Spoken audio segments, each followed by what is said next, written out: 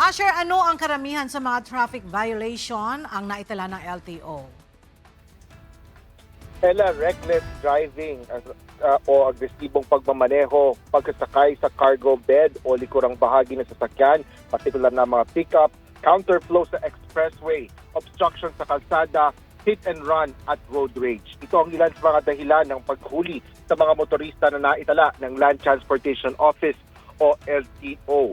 Mas pinaigting ng LTO ang mga operasyon nito laban sa mga lumalabag sa batas trapiko, lalo pa nitong mga nagdaang buwan.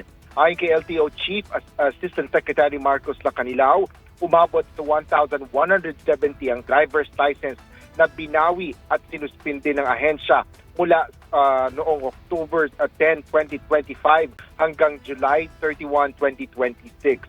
Sa bilang na ito, 679 ang na-revoke habang 491 naman ang sinuspindi. Samantala, mula Mayo hanggang May 1 hanggang July 31, 2026, may 169 na lisensya na ang sinuspindi at 228 naman ang binawi mula sa bilang ng mga nahuli.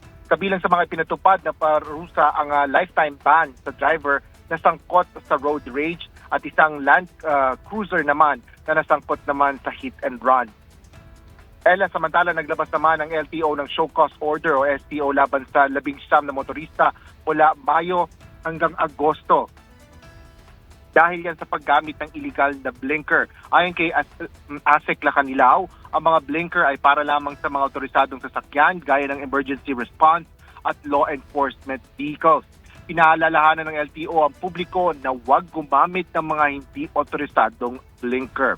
Sa mga kasong naitala ng LTO, binigyan din ng ahensya ng malaking tulong ang mga video report mula sa mga mamamayan, lalo na ang mga netizen. Sa pamamagitan ng mga ito, anila ay mas mabilis na tutukoy ang mga lumalabag at agad na naaaksyonan ng law enforcement agency.